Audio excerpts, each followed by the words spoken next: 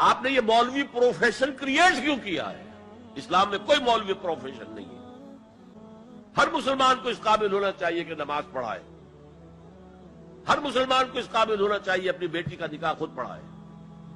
हर मुसलमान को इस काबिल होना चाहिए कि अपने बाप का जनाजा खुद पढ़ाए।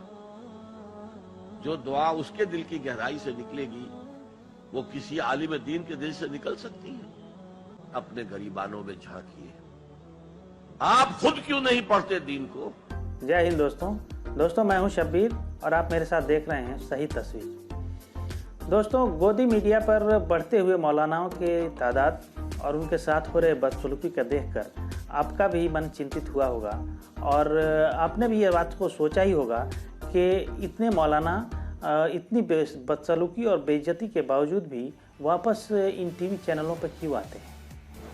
इस रहस्य से पर्दा अभी पिछले दिनों जब मैं एक फेक न्यूज़ बट सही व्यूज़ वाले ब्लॉग को पढ़ रहा था तो मेरी आंखें खुल गई। मामला कुछ यूँ हुआ है कि टीवी के दुनिया पर यानी डिबेटों के दुनिया के सबसे कुख्यात 500-500 रुपये की दिहाड़ी पर अलग अलग चैनलों में गाली खाने वाले मौलाना बेकरार राजा ने यह मांग कर दी है कि उनका पगार बढ़ा दिया जाए वरना वो चैनल छोड़कर चले जाएंगे। मौलाना शिकायत भरे लहजे में आगे कहते हैं कि आजकल गालियों की मात्रा इतनी ज़्यादा बढ़ गई है कि इतने कम पैसे में इतनी बेइज्जती वो नहीं करवा सकते। उन्होंने बहुत ही दुख भरे लहजे में कहा कि यहाँ भी मेरे साथ बहुत ही नाइंसाफ़ी हो रही है। हुआ यूँ कि इन टीवी डिबेटों में और गोदी मीडिया के टीवी डिबेटों में ख़ास तौर से जो वरिष्ठ चाटुकार और जो विश्लेषक आते हैं उनकी सैलरी मुझसे अधिक है, जबकि टीआरपी बढ़ाने में योगदान मेरा ज़्यादा है।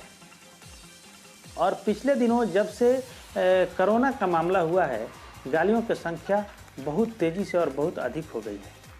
मुझे जमातियों और लॉकडाउन में छुप कर नमाज पढ़ने वालों और सब्जी वालों और ना जाने कितनी तरह के लोगों की हिस्से की गालियाँ भी मुझे खानी पड़ रही।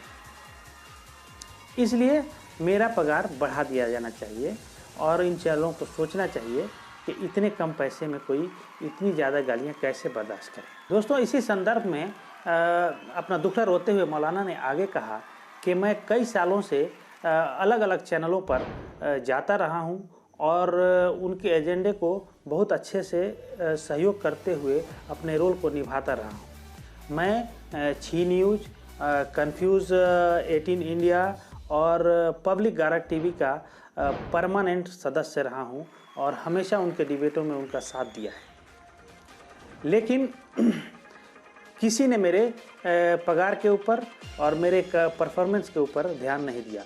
आज तक मैं उन चिल्लाते हुए पत्रकारों के चिल्लाहट को बर्दाश्त किया लेकिन चू नहीं किया, इतना अच्छा परफॉर्मेंस दिया। इसलिए अब मेरा सैलरी बढ़ना ही चाहिए।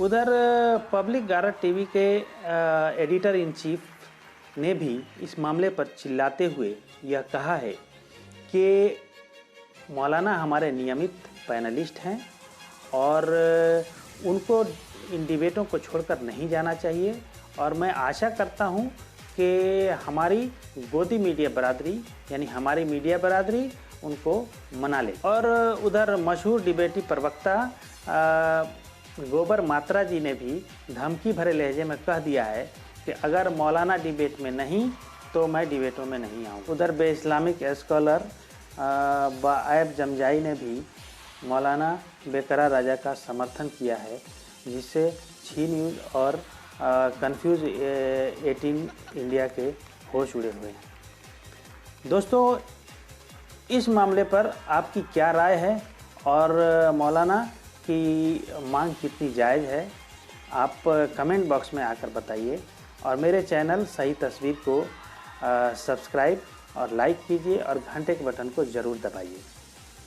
बात को ख़त्म करने से पहले इन ओछे मौलाना के लिए एक हल्की सी कविता का भी सृजन किया है, प्लीज़ सुनते जाइए। तो अर्ज किया है, आया नया ज़माना चर्चा में मौलाना, बिल्कुल सस्ते रेट पर हाजिर हैं डिबेट पर।